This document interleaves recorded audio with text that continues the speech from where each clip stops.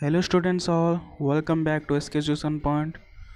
तो आमर दशम श्रेणी पिलांकर आम चैनल रे सब क्वेश्चन विथ आंसर अपलोड हम है बहुत प्राय 2 मास भितर 2 मंथ भितर ऑल क्वेश्चन आंसर जहाँ भी तुम बही अच्छी है सब क्वेश्चन आंसर आम चैनल अपलोड हो क्या किसी टेंशन नेबार नहीं। भलरे पढ़ भलरे मार्क रख से आमको दरकार है।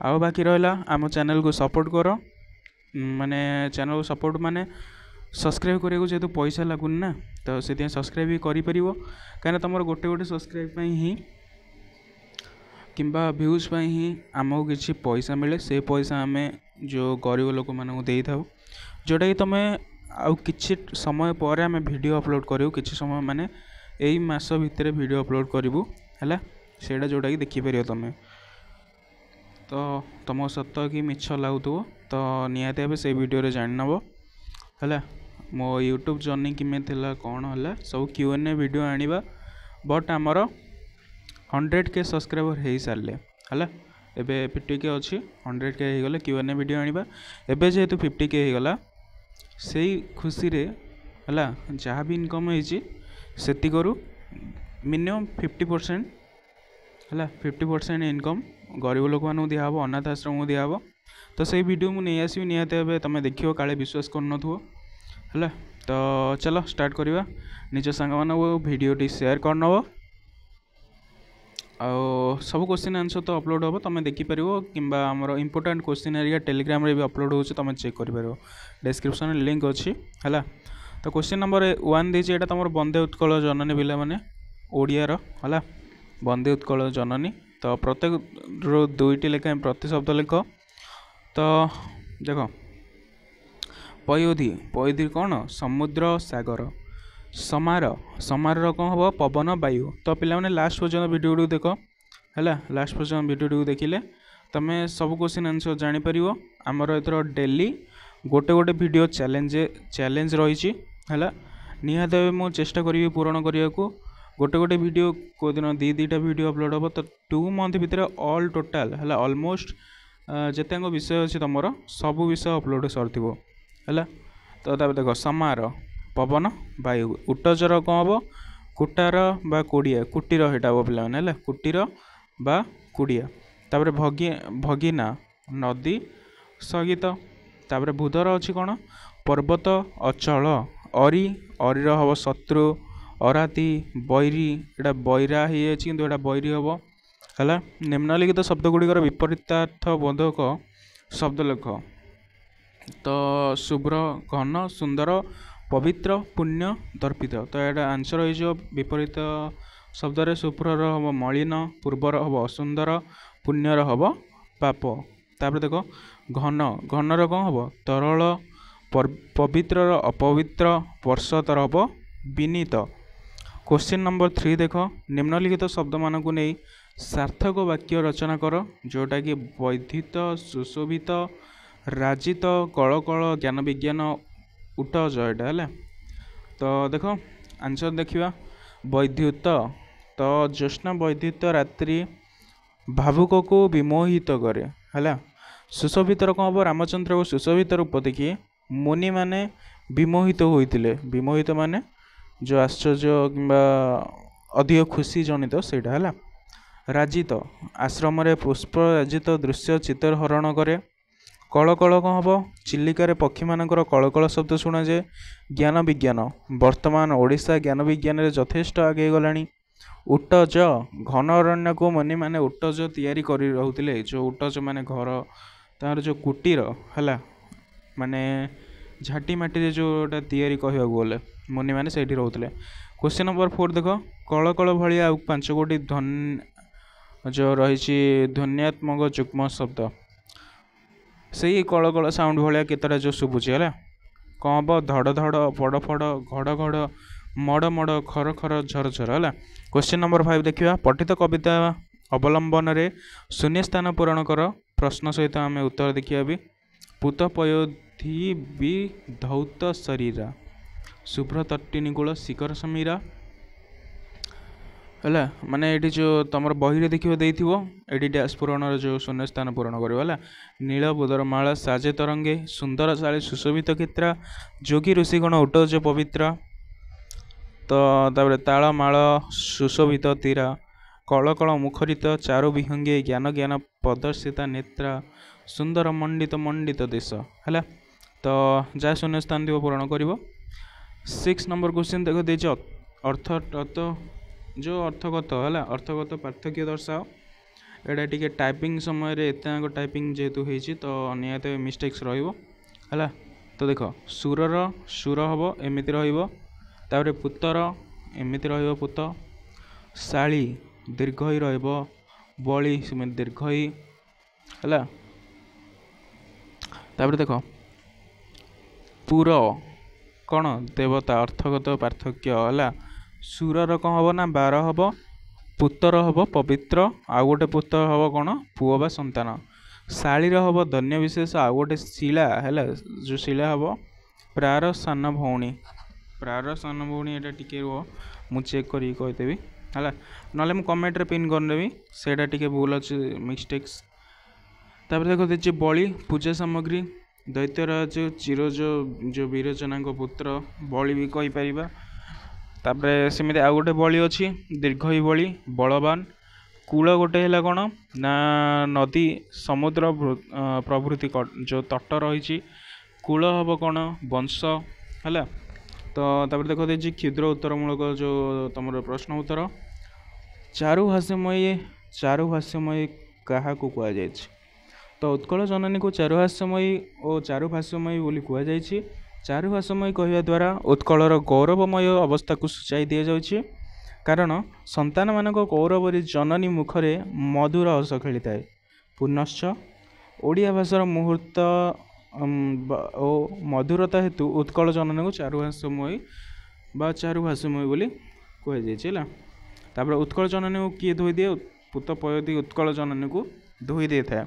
क्वेश्चन नंबर 9 देखिबा समुद्रकूल क्यों क्यों वृक्ष द्वारा सुशोभित समुद्रकूल ताल और तमाल वृक्ष द्वारा सुशोभित होता है तापर देख देछि क्वेश्चन 10 उत्कलर आकाश काहार कलरव मुखरित उत्कलर आकाश सुंदर स्वर्ण करुवा विहंग मानक कलरव मुखरित होता है तापर 11 नंबर क्वेश्चन देख पर्वतमाला गुड़िकर उत्कल जननी देहरे किभली शोभा पाउछि पर्वतमाला गुड़िक उत्कल जननी देहरे तरंगाकार सजित है भली शोभा पाउछि। क्वेश्चन नंबर 12 देख क्यों मानक कोटीर द्वारा उत्कल पवित्र होइछि जोगी और ऋषि मानकर जोटा आम मुनि भी कहूचे है तो क्वेश्चन नंबर 13 रही श्रेष्ठ कवि माने कहार कीर्ति वंदना करुछंदी श्रेष्ठ कवि माने उत्कल जननी कीर्ति वर्णना करुछंदी फल उत्कल जननी कीर्ति सारा पृथ्वी रे ख्याति लाभ कर तो पिला माने जदि तुम कविता गुड़िक बुझा पड़ूनी कि कौन प्रोब्लेम रोचे निहत भाव कमेंट सेक्शन में जना मु जो कविताटा बुझा माने अपलोड करी वीडियो कि आम लाइव रे बुझेबा तुम कमेंट कर आग जदि बुझी होनी तेरे को विषयटा बुझी होनी को कविता बुझी होनी है सेटा मते मेसेज कर कि जो टेलीग्राम रे मेसेज कर कि कमेंट सेक्शन में कह ताप वीडियो आने कि लाइव करें मु चिंता करी निहत भाव तुमको टेलीग्राम रे जणेदेवी है। क्वेश्चन नंबर 14 देछि पुत पयोधी विधौतिता विधौत शरीरा पुत पयोधी सुशोभित तीरा है तो उक्त पद्यांशटी कांतकवि लक्ष्मीकांत महापात्रंकर विरचित बा रचित भी लिखिपर वंदे उत्कल जननी शीर्षक जातीय भावना प्रणोदित करें तार गृहीत होइछि एठारे कवि प्रिय जन्मभूमि उत्कल जननी भावनार भौगोलिक स्थिति व बाह्य शोभार वर्णना देइछन्ति आमर जन्मभूमि उत्कल पूर्व दिगर सीमा बंगोपसागर द्वारा बेष्टित बा रही भी लिखिपर है तमें निज भाषा लिख कि अधिक साहित्यिक वार्ड लिख बोले आहरी भल कथा है यही बंगोपसागर को पुराण शास्त्रकार माने पवित्र महोदधि भाव परिचित कराइछन्ति कवि मतरे सही महोदधिर पवित्र जल उत्कल जननी शरीर को विधौत कर धोई दौछि है लिख ମହୋଦଧିର ପବିତ୍ର ଜଳ ଦ୍ୱାରା ଉତ୍କଳ ଜନନୀର ଶରୀରର ବିଧୌତ ହେବା ଦ୍ୱାରା ବା ଧୋଇ ହୋଇଯିବା ଦ୍ୱାରା ସେ ସଦା ପବିତ୍ର ହେଉଛି। ପୁନଶ୍ଚ ଏହାର ତଟଦେଶରେ ଶୋଭା ପାଇଥାଏ ମାଳ ତାଳ ଓ ତମାଳ ବୃକ୍ଷ। ସେହି ବୃକ୍ଷର ସବୁଜିମାରେ ଉତ୍କଳ ଜନନୀ ଅପୂର୍ବ ଶ୍ରୀ ଧାରଣ କରିଥାଏ ହେଲା। ଏଠାରେ କବି ଉତ୍କଳର ଭୌଗୋଳିକ ସ୍ଥିତିକୁ କାବ୍ୟକ ରୂପେ ଦେଇଛନ୍ତି। କବିଙ୍କର ଏଭଳି ପରିକଳ୍ପନା ହୃଦୟସ୍ପର୍ଶୀ ହୋଇଛି। ଏଭଳି ବର୍ଣ୍ଣନାରେ କବିଙ୍କ ଜାତୀୟତା ବୋଧ ମଧ୍ୟ ପ୍ରକାଶିତ ହୋଇଛି ହେଲା। ତାପରେ ଅଛି ଦେଖ କ୍ୱେଶ୍ଚିନ୍ ନମ୍ବର 15 ରହିଛି ଘନ ଘନ ବନଭୂମି ରାଜିତ ଅଙ୍ଗୀ ନୀଳ ଭୂଧର ମାଳା ସାଜେ ତରଙ୍ଗୀ। ତ ପିଲାମାନେ ଏଇଟା ତ ତୁମର ସେମ୍ ରହୁଛି, ଖାଲି ଯେଉଁ ଲେଖିବ କବି ଏଠାରେ କ'ଣ କହିଛନ୍ତି ସେତିକି ଲେଖିବ, ନହେଲେ ଏରା ଗୁଡ଼ା ସେମ୍ ରହୁଛି ହେଲା। ତ ପଳେଇବା ଆଗକୁ ଟିକେ ଯିବା ହାରି। ନାନା ଜାତିର ପଶୁ ସାଙ୍ଗକୁ ମୟୂର କୋଇଲି କେଚିଳା ଖାଇ, ଏଇଟା ଗୋଟେ ପକ୍ଷୀ ନା ହେଲା। ଶୁଆସାରି ଆଦି ପକ୍ଷୀମାନେ ମଧ୍ୟ କରନ୍ତି। ବହଳ ଗଛ ସାଙ୍ଗକୁ ପକ୍ଷୀମାନଙ୍କର ବା ପଶୁପକ୍ଷୀମାନଙ୍କର ଲୀଳାଖେଳା ଦର୍ଶକକୁ ବିମୋହିତ କରେ। ଉତ୍କଳର ସ୍ଥାନେ ସ୍ଥାନେ ଦେଖାଦିଏ ସବୁଜ ବୃକ୍ଷ।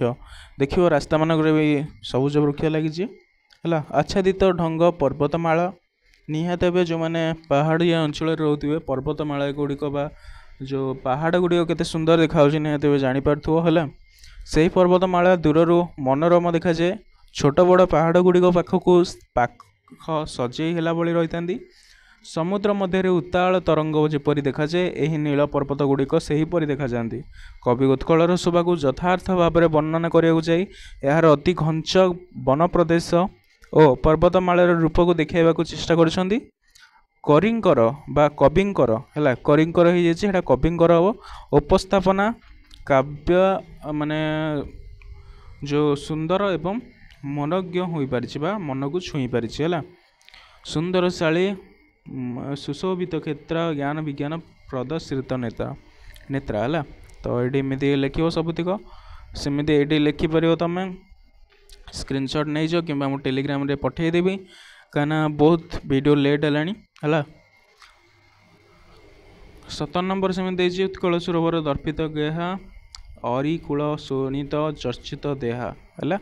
ସେମିତି କାଲି ତୁମେ ଲେଖିବ, ଏତିକି ଲେଖିଦେବ, ଏତିକି ପୁରା ସିଓର ମନେ ରଖିଦେବ, ଯାହାକି ଯେଉଁଠୁ ବି ଯେଉଁଟା ପଢ଼ୁ ହେଲା, ମାନେ ଏଇ କବିତାର ଯେଉଁଟା ପଢ଼ିଲେ ବି ତୁମେ ଏତିକି ଲେଖିପାରୁଥିବା ଆବଶ୍ୟକ ଦରକାର ହେଲା। ନେକ୍ସଟ 18 ବନ୍ଦେ ଉତ୍କଳ ଜନନୀ କବିତାର ଉତ୍କଳର ବୈଶିଷ୍ଟ୍ୟ ଲେଖ। ବନ୍ଦେ ଉତ୍କଳ ଜନନୀ କବିତାର ଉତ୍କଳର ବୈଶିଷ୍ଟ୍ୟ ମାନେ ତମେ ବନ୍ଦେ ଉତ୍କଳ ଜନନୀର ଫାଷ୍ଟ ଲେଖିବ କବି ପରିଚୟ ହେଲା। ଏଇଟା ଗୋଟେ ଲଙ୍ଗ କ୍ୱେଶ୍ଚିନ୍। କବି ପରିଚୟ ପିଲାମାନେ ତୁମକୁ 2 ମାର୍କ ମିଳିଯିବ। ଯଦି ଏଗୁଡ଼ାକୁ ବି ନ ଲେଖ କବି ପରିଚୟରୁ 2 ମାର୍କ ମିଳିଯିବ। ଯଦି କବି ପରିଚୟ ବି ନ ଲେଖ ତୁମକୁ ଏଥିରୁ 3 ମାର୍କ ମିଳିବ ହେଲା। ତ ନିହାତି ଭାବେ କିନ୍ତୁ ମୁଁ କହିବା କଥା ହେଲା କି କବି ପରିଚୟ ମନେ ରଖିଲେ ତୁମକୁ ସରଳାର୍ଥରେ କାମ ଦେବ ପ୍ଲସ୍ ଲଙ୍ଗ କ୍ୱେଶ୍ଚିନ୍ କାମ ଦେବ। ସେଥିପାଇଁ ମନେ ରଖିନିଅ।